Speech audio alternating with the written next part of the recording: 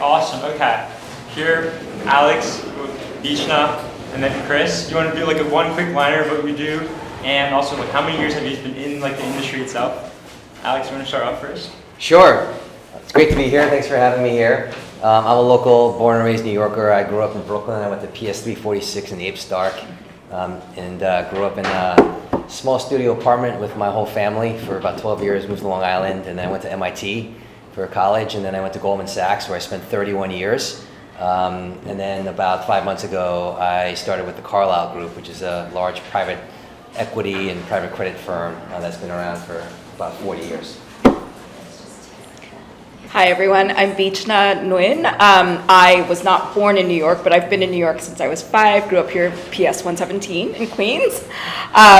Went on to Hunter College High School, then Stuyvesant High School, stayed in New York, went to Columbia, went to the University of Virginia School of Law. So by training, I am actually a lawyer, but in a field that's very adjacent to personal wealth management, and 4 years, so I spent 20 years at large New York City law firms, and 4 years ago switched over into Morgan Stanley, where I do very similar work to what I did before, but now within the walls of a financial institution.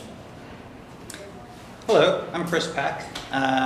I grew up in the Bay Area in California, a town called Burlingame, 18 years. And then I came east for college. I went to Harvard for undergrad. I studied economic psychology. Graduated in 2009 and I moved to the city. I've been living here since. I started my career helping one of my friends start a venture capital firm that's called Thrive Capital. I was there for almost a decade, and then I left to help start Pace Capital, which is also a venture capital firm. So it's pretty much the only thing I've ever done. How many of you are in high school? Do you all understand what investment banks do, what private equity firms do, venture capital firms do, what private wealth managers do? No? Okay, because I don't think we can have a finance panel if the audience doesn't understand what the heck we do. Okay. So just give us a couple minutes, okay? I started off in investment banking. So what investment bankers do is we advise companies, governments, and large institutions on things like raising capital so they can go buy other companies, or they can build factories, they can go acquire other businesses, or you've heard of IPOs. If there's, everyone's talking about SpaceX, about Anthropic, OpenAI. So these are all private companies, and when they want to go sell shares to the public, you do an IPO, and investment banks help do that. Or if you are a company, you want to go buy another company, you need advice. You need to raise money to go do that. How much should you pay for the other company? How do you negotiate the agreement? That's what investment banks essentially do. Private equity, private credit, venture capital, what we do is we raise money from other big funds like sovereign wealth funds. Sovereign wealth funds are, let's say you're in the Middle East and you generate a lot of oil, you sell all that oil, you got a ton of money in cash. You basically put in a fund and you give it to other people to invest it for you and make money.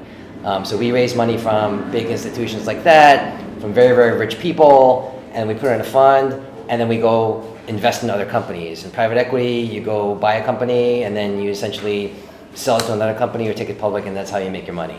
Or if you're a venture capital fund, like what Chris does, then you make equity investments into companies that are a bit smaller but earlier in stage, but then they could grow and become these huge companies like an Anthropic or an Uber or a company like that.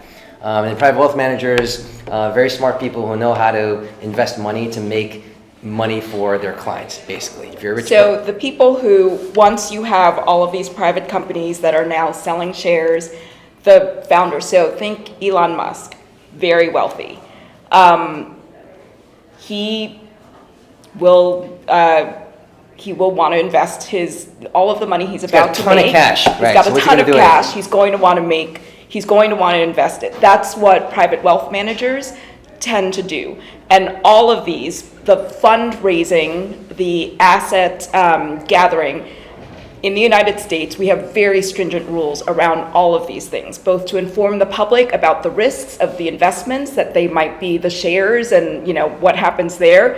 There's army of lawyers who are tasked with making sure that all of these companies do what they're supposed to do, disclose what they're supposed to do, disclose. And on the wealth side, once the companies, the individuals behind these companies, once they get wealthy, there's a whole slew of guardrails that they need to fall within if they want to give their money away, and that is part of what I do. So I think we're all here talking about either raising money for companies or helping individuals continue to grow their wealth and what to do with that wealth. And the one piece that's missing at this table in terms of when you think finance and Wall Street are sales and trading. Okay, sales and trading. That's when you watch the movies. You watch Wall Street. You watch Wolf of Wall Street. You see these big rooms where people yelling and screaming and on the phones. Those are salespeople and traders. So what traders do is essentially just think very simplistically. Just think of a stock, and you can either, if a client of yours wants to buy a stock, you go find it, and you buy it, and then you sell it to that client, and you make a spread on that. Or you can do it for your own book, where just like day trading, you go and you just buy low and sell high, and there are other strategies around it, but that's essentially what sales and trading folks do. Very simplistic, very high level, but we just gave you a crash course on finance and what all the different roles and jobs are. Hopefully now you all understand a little bit more about what finance is. Has anybody made money by buying something and then selling it for more money than they bought it for? Show of hands, anyone? Anyone? What did you buy? It was an anime figure online, and I actually don't want it. I didn't want it anymore. It was this Gojo figure. Okay, my friend gave it to me, and I wanted to resell it because I had no space in my room. I think my friend got it for around like 100 something. I resold it for around like 200 something. So Nice. It's like $100 profit. Super cool. So I think there's a really interesting distinction between, and there's this concept of like, you can make money through labor by, you can make a coffee for somebody, you can work retail, you can provide a service to someone, and you can make money that way. There's also another way to make money, which you laid out, where you are basically speculating on something. You have an intrinsic view of the value or the underlying worth of this thing, whether or not it may be worth more in the future, and then you allocate money to purchase that thing. You tie up capital, you take a risk, and then you are rewarded for the risk that you're taking. In finance, I would say finance broadly encompasses taking risk. So what you just did is you took a risk and you got paid for the risk that you took. Because that figurine could also have become worthless and you'd be out $100. And I would say that at its core is finance. There are many ways that you can make money. A lot of people, most people, make money through services, what they physically are capable of doing. Finance is a little bit different, and it's largely taking risk, understanding risk, or helping other people understand and take risk. Any questions, follow-ups in terms of what everyone just shared? We have venture capital, we have private equity. Anyone have any questions in relation to like just general terms before we move on? No? Okay, beautiful, perfect. Well, the first question, actually, I'm going to kick it off. I think we have one question over You here. have a question? I feel like, Okay. have you guys, I'm pretty sure most people have heard of Depop, right? Yeah. Like most deals, like you can change the prices and stuff. Depop is a secondhand clothing resale website. So like it's like Etsy, but it's also a follower model like Instagram. So you can have a following and then sell things through a mobile app. Does that count as a way to make money through finance?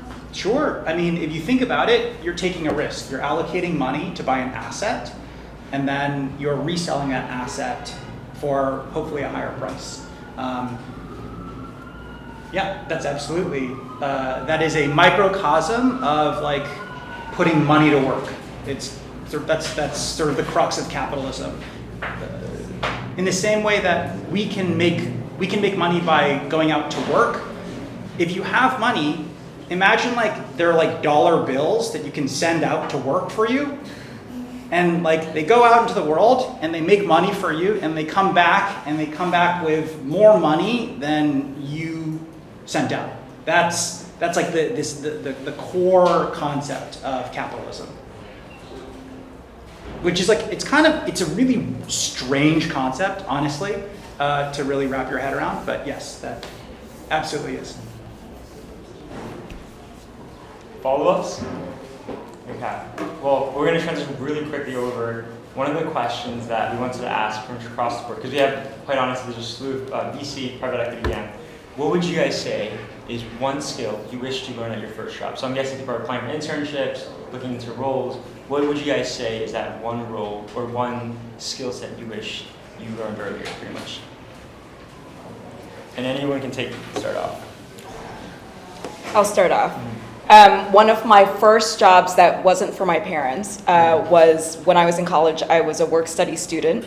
I got my work-study job in the admissions office at Columbia, and my job was to pick up the phone and talk to people who were, back then, we didn't have the internet, so people who wanted applications and wanted to learn more about Columbia and to go on admissions tours, etc. So it was basically customer relations. It was talking to people, it was chatting with people, and at first I think I was incredibly nervous about talking to all of these strangers. But it was a skill that I got more comfortable with, and it is a skill that I continue to use today. I mean, every single job that I've had as a lawyer, in my current role, it's always about working with people, whether they are my clients or whether they are partners across the desk from me, opposing counsel, investment partners, accountants, and other professionals that my clients are working with. It's all about talking with people, collaborating with them. So listening to people, hearing them out, helping them to be comfortable while also developing that relationship where you can be candid with each other, you can offer each other, say hard things to each other if they need to be said. It can go from high school student, actually your SAT scores probably aren't going to make Columbia's cut, but doing it in a nice way, in an encouraging way, is just a variant on talking to someone and saying, you're 80-something years old and you only have so many, this is what I do, you only have so much longer probably to live. What do you want to do? How can I help you make that transition? It's all about people relationships, and it's an important skill that I think you should develop early on. You took my answer. Yeah, listen, all of you are learning in school, whether it's high school or college, you're learning math, you're learning English, history, vocabulary, all those things. You'll get good SAT scores, hopefully you'll get the good colleges, you'll major in something. We call those technical skills in our industry. It's table stakes where it is expected that you will master your technical skills. In finance, you will learn accounting. You will learn how to read financial statements. You'll learn how to analyze them. You'll know how to build financial models. As Asians, we have this reputation that we're really good at building models. We're really good at math. We're really good at analysis. That's all good. But you know what? Anyone can do that, okay? If you study hard enough, you work hard enough, you can do that. I think what's going to really differentiate you are the communication skills, especially in this age of AI. Because those models, we used to build from scratch on spreadsheets. AIs, you just ask Claude to build it for you, and they'll do it for you. So as I interview and hire thousands of people, what's going to set people apart like you are your communication skills, your ability to network with other people, your ability to communicate your point of view, your ability to sell something, an idea, a business, whatever it may be. That's going to be really valuable. That's really hard to replace with AI, and that's what you have to do. And look, I was not brought up that way. Mm-hmm. I was the son of South Korean immigrants who told me to shut up work hard, keep your head down, get good grades, and good things will happen to you. Whenever I question them or question some dumb thing their friend said or something I heard in church, they smacked me across the face and told me to be quiet. Okay? That will not get you ahead in America and anywhere you work. You have to be smart, you have to be hardworking, you have to master all your technical skills, but if you can't communicate, if you can't learn how to get along with people, there are a lot of nasty people in our industry, but you have to learn how to get along with them, and you have to learn how to work with them. If you can't do that, then you're not going to be able to survive in finance, just to be really blunt about it. So I agree with you. Communication skills, extremely important now more than ever. I agree. I think one of the big shocks that I encountered with Asian parents is this idea of it is what you know, not who you know. That's like the most important trope of meritocracy. And I think probably like the biggest shock to me was that's actually not true. It actually is who you know, not what you know. Now, what you know is table stakes, as Alex said. You have to be able to do the thing. But everyone can do the thing. So what differentiates you after you're capable of doing the thing? It's how well you work with other people. I think there's an adage, right, where if you want to go fast, go alone. But if you want to go far, go together. And working with other people is super, super, super important. I think communication is really important. Your reputation is potentially the most important thing that you have. I would imagine that each one of you has a social reputation. You may not have a professional reputation yet, but your social reputation is really important to you. What do other people think about you? What does every incremental action that you do reflect on how other people process you? When you enter the workforce, you develop a professional reputation, and that stays with you. It doesn't disintegrate in between jobs. It actually completely sticks with you. And so everything that you do adds to it or can detract from it. It's like collecting grains of sand in your palm.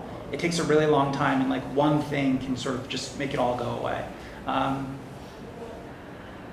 think that's probably the most important thing to take away. To that, there's a question where it's like soft skills and hard skills. You might have heard this term thrown around. And the question I had for you guys was, in relation to soft skills, more so storytelling, how would you approach maybe saying, like, putting yourself out there, right? You've done really good work, you made the spreadsheet, put in the work.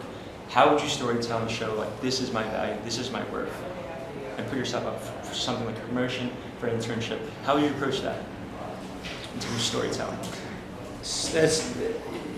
I got a perfect math score on my SAT, and I did not get a perfect verbal score on my SAT, and that killed me. And I think,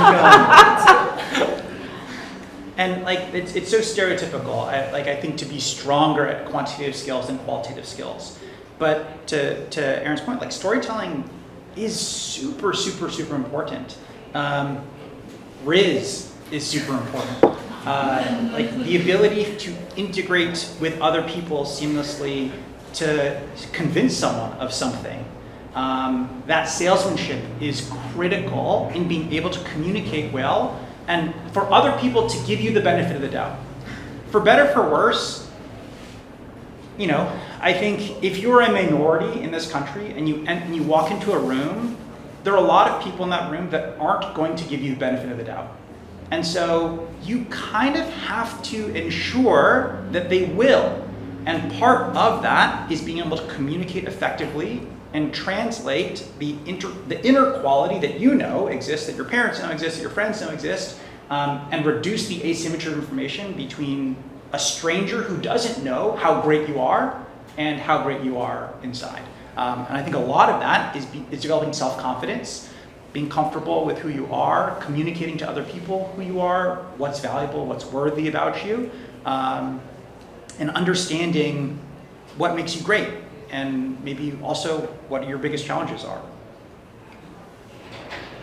I participate on a mentoring program for my high school, and I was literally just 2 days ago having a conversation with a high school sophomore about, which direction he was going in, where he wanted to go. And one of the things I said to him was, look, at the end of the day, it doesn't really matter which direction you want to go in.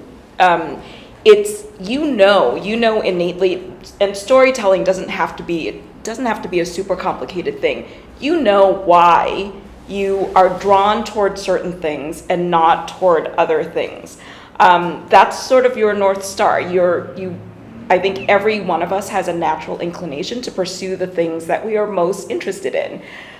What storytelling is about is articulating to yourself why it is that you're drawn toward these things. What are the commonalities? What are the threads?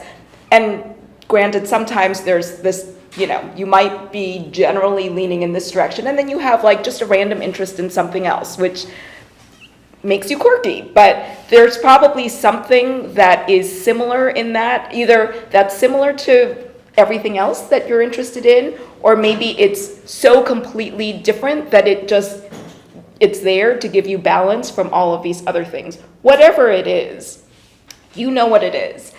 And your job when you're crafting a resume, when you're doing an interview, every selection that you make is another data point about yourself that you are creating on your own.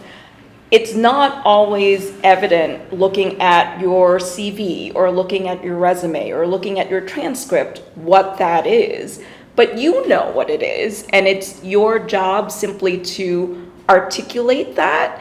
And when you go out and you are seeking internships or seeking promotions, whatever the case may be, to have that next step that you're looking for, just make it a continuation in what you are doing and explain to whoever it is that you're trying to, get the door open, who's going to open the door for you, explain to them what that is. And when they understand it, it's compelling for you, right? It's compelling for you, it will be compelling for them. But that comes back around to, a lot of times sometimes you can't afford to be selective, but a lot of times you can be selective. There's a wealth of opportunities out there, and you will naturally lean towards some of them.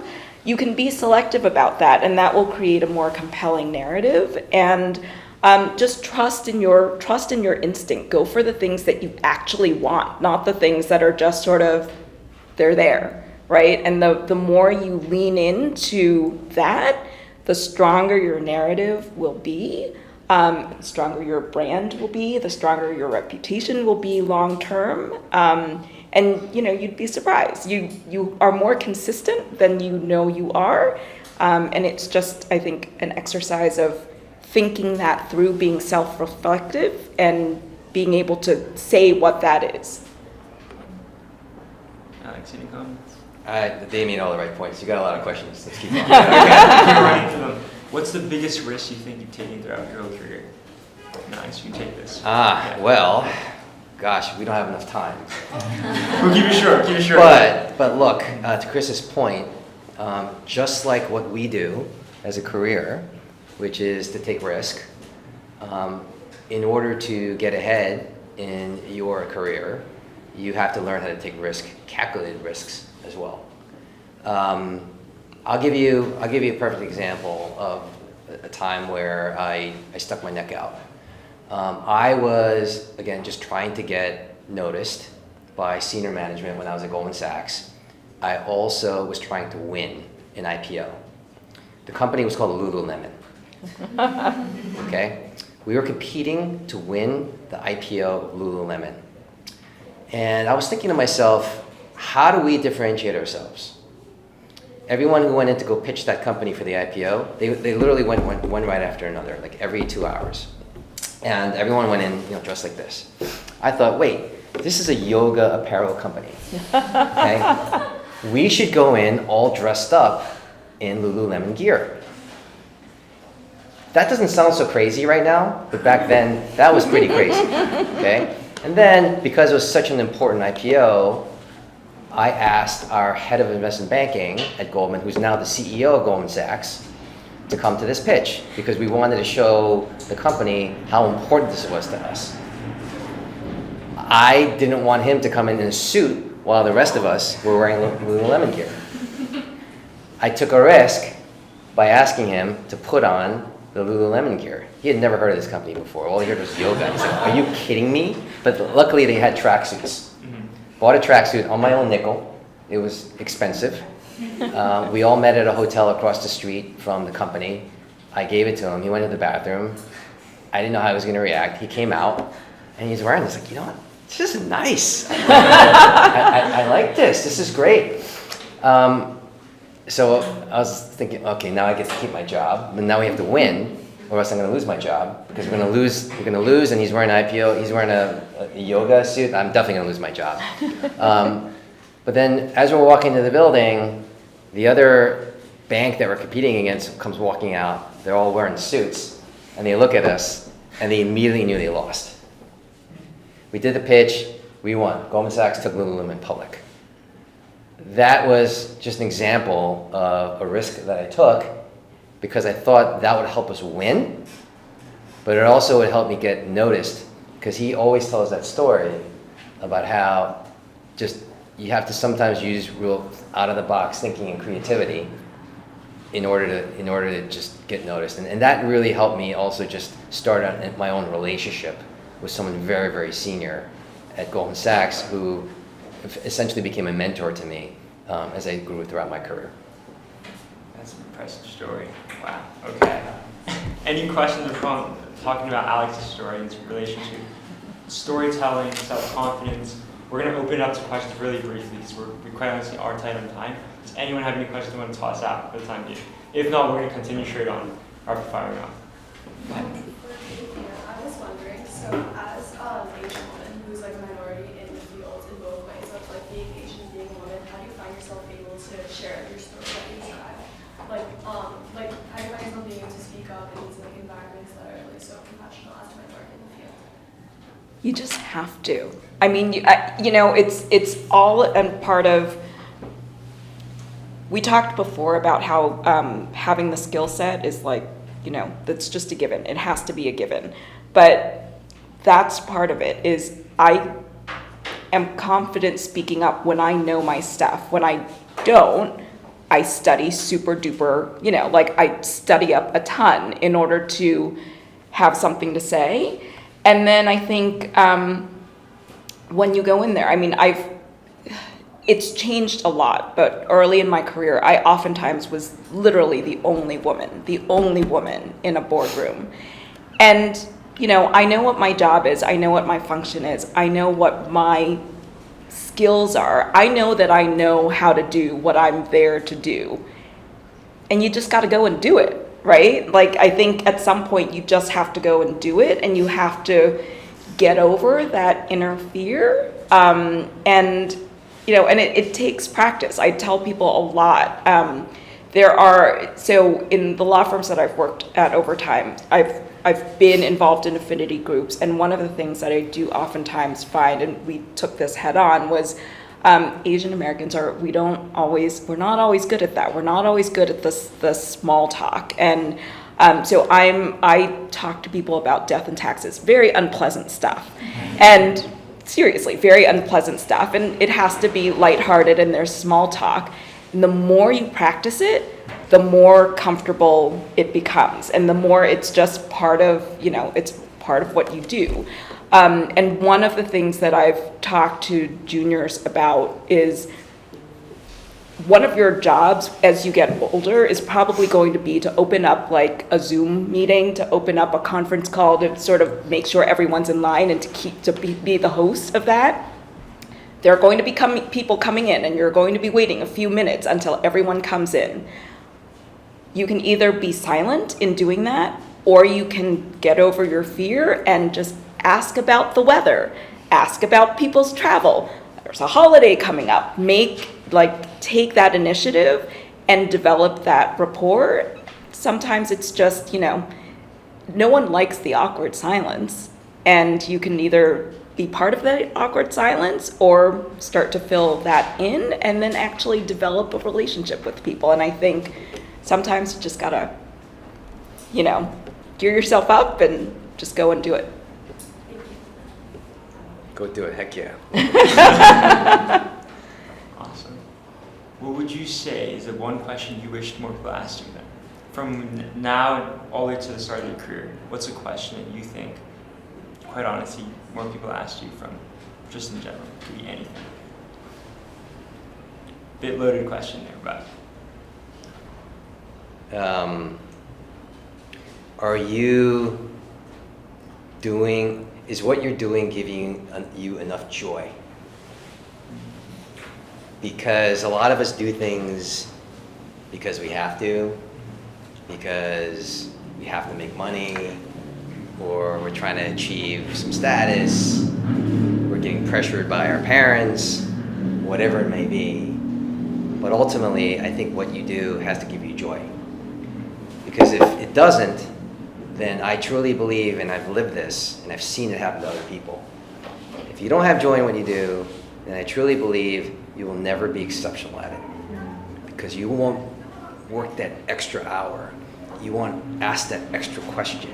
You won't go do that one uncomfortable thing. But if you really enjoy what you do, you're going to do it anyway. And then over time, I think you will excel at it. So earlier in your career, sometimes, to your point, you may not have as much choice. You just want to break in. But ultimately, as you get more experience, you start saving some money, then you'll have more flexibility. And then at some point later on in your career, when you have those resources and you have that network and you have that ability to give back, and giving back to people will also what gives you joy. That's what I would say. Chris? I can't think of a question that maybe I would want to be asked, but to sort of dovetail and jump off of Alex's point, I think if you can find something for you that feels like play, that for other people is work, like just keep doing that. Because to Alex's point, if you can find something that is joyful, something that it doesn't feel like you're pushing a ball uphill. It feels like you're pushing a ball down, like you're kind of like chasing this ball rolling downhill. You're going to find in the corners of your time, you're going to spend it getting better at that thing. And conversely, imagine competing against somebody where when they weren't working, they were just getting better at the thing that they were doing. That's like so intimidating to think about. And so, but every single person in this room has something that they're passionate about, that they're curious about, that they enjoy doing, that would be the worst possible prospect for somebody else and feel like a tremendous amount of work. And I think part of finding, there's this concept in Japanese called ikigai. It's this intersection between what am I good at, what can I get paid for, what does the world need, and what do I love doing? If you can find something that's in the middle of all of those things, that's like the dream. I would say 90% of people don't ever find it. To Alex's point, I think we end up getting kind of shoehorned into having to do things or feeling pressured into doing things. But you're all super young, you're pliable, you're malleable, you have way more wealth in time than any of us. And you can use that time to explore what you are passionate about, what you're interested in. I think the last thing that you should do is undervalue your time or mortgage it away. I think exploring and trying to find that thing is invaluable, because if when you find it, you can compound doing that for the rest of your life. And give yourself, so segueing off both of these, a question that I often get asked is how did I get into the niche area of law that I'm in? And so the segue off of that is give yourself the opportunity to pursue things that you are interested in. So I got into this area by volunteering because I was open to doing a pro bono project that I knew nothing about in this particular area of law, and it's now become what I do for a profession. So there are always those, when you're allocating your time and making sure that you have some time to nurture whatever it is that's innate in you. Like I found this in the middle of I was a corporate finance legal assistant, which I hated. And sometimes that's helpful too, to try things and rule them out. It doesn't always have to be you're, on a perfect stepstone. Sometimes it's you stepped on here and you're like, I hate this. You jump to a different thing. But while I was in that position, there were other areas of legal work that I got a chance to do because I was willing to volunteer, because I wanted to help people. And that is how I landed here. So nurture those things about yourself that you're drawn in for whatever reason, and keep your eyes and ears open for what doors might open from there. I wish people asked me more, can I pay you more? Or, or when I was younger, if more girls asked me for my number. That works, that's one way to approach it. Okay. Any hands back there? We've got a quiet group back there. Thoughts, questions? No? Okay. Yeah, thank you guys for taking the time to speak with us today. I'm Shrina, currently a rising junior at Columbia, studying math and English. Again, would like to Alex, bouncing off with your answers to the previous question, what do each of you enjoy most about your jobs now? Well, I think that answer would change with respect to where I was in my career trajectory. Now, what I enjoy the most is just really building a business, recruiting and nurturing and looking after a team of people, enabling them to be as successful as possible, setting goals, making sure everyone buys into the vision and everyone just rowing in the same direction, and then essentially achieving and exceeding those goals and all of us celebrating in that success together. That's what gives me joy right now. I was drawn into what I do because I like counseling people. I like helping people. And I still enjoy that. And I still get to do that. And the fact of the matter is my technical knowledge is very tax oriented. That's why I'm I'm a lawyer, but I'm within a financial institution. It's because I have very strong tax knowledge on a very particular areas of the code. But that's just a vehicle for me to help people, because they don't know what I know, and everyone gets to a point in time where they realize that they're going to pass on, and they want to take care of their family, they want to take care of their friends, they want to contribute to charity, etc. They don't know how to do that. My technical knowledge is just a means for me to say, okay, let's talk about what it is that you want to do. How do you want to care for your family? That's the service, that's what I like most, which has nothing to do with my technical expertise, right? But that's why I say it's just a means to do that. I love learning. In my job in venture, if I take a meeting with a founder and they're not way smarter than me in at least one thing, I'm doing my job wrong.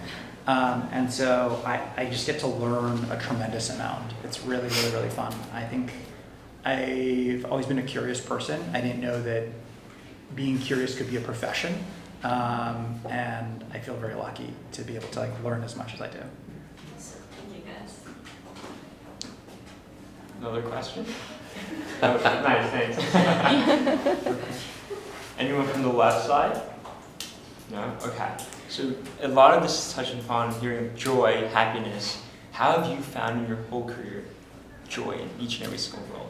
Especially when it's the hard times. And I think, Alex, you mentioned this, where even on the hard days, how do you push through for the joy? How do you put in the frame of mind, I'm doing this because of X, Y, Z? Look, ultimately, I think you have to take a step back during those times and ask yourself, why am I doing this? What am I trying to learn? What am I trying to achieve? And it's in those moments where you just steel yourself and you level set and you find yourself in you the answer, which is, okay, this is originally why I'm doing this. And if it's still your goal, then you just push ahead. And it's not just business, it's anything. It's if you're learning a musical instrument and you really, really want to learn a piece, it's really hard. You keep making mistakes, but it's something you really want to learn. You love that piece of music. You just keep practicing like heck until your fingers bleed, but you're going to learn it. Just like a sport, okay? You don't want to miss free throws when the game's on the line. You practice free throws until your arm falls off. Like, hopefully Mitch Robinson, right, when he gets fouled tonight. But, let's go Knicks. But that's what I'm talking about. I know I'm not on the panel, but can I add something? The way I think about joy and happiness, I love that you use the word joy, because I think joy and happiness are close, they're obviously related. But the way I think about it is that there's a difference. Like, happiness can be fleeting, and it can be caused by external factors. Like, something happened to you to make you happy. And I think about joy as being more deeply seated within you, and you have an overall sense of purpose and contentment. Like, I can still have joy in my life, even if today was just terrible. It sucked, right? But that was just today. But I still have joy in my life. That's the point. Yeah. I love sending cold emails. I love it so much. It's so fun. Like, has anybody just like sent a cold email to somebody that they admired professionally? Show of hands. Did they respond? So one of the crazy parts, one of like the superpower access, like, you know, root access that you have as students is the likelihood that a person answers a cold email that is thoughtfully tailored is way higher when you are a student than when you are in the workforce. When you're in the workforce, it can be perceived as transactional. It's like, okay, this person wants something from me. They're looking for a job or they're looking for whatever. When you are a student, all you want to do is learn. And it's really, really hard for people that are successful to reject a pure, authentic desire to learn because they were there. And so when you can, like, I would encourage every single person in this room, like, think about who you admire professionally, craft a thoughtfully tailored cold email to them, and just reach out and just be like, hey, like, I don't have anything to give you, but I'm so curious. I want to learn what it is that you do. I would be shocked if people didn't get 50+% hit rates on their responses, and that, you know, when I think about how connected or lack thereof the world was before the internet, it's so sad to think about. The likelihood that you would meet more than 1,000 people in your lifetime was probably super low. And now we're connected to millions and billions of people that are literally just one email away from creating a connection. It's so cool. It's so cool. Literally, like, your mentor, your colleague, your co-founder, your future boss is one email away from you thinking about crafting and sending. I just counted 22 students here. You're going to get 22 emails. Please, yes, you're right. You'll get 22 responses. Okay, and I think that's probably around time. Yeah, I think we have to wrap up. Cool. Thank you so much. Can we just get a quick round of applause?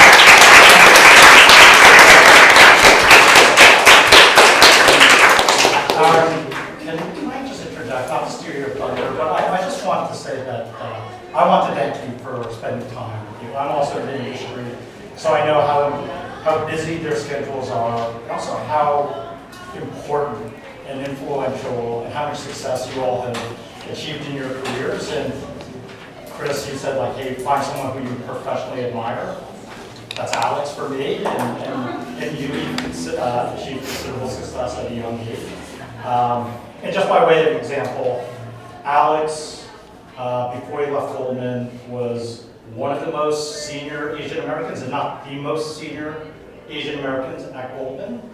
And more importantly, I can't think of many Asian Americans that give so much back to the community. So I just want to say thank you. We're super lucky to have all of you here.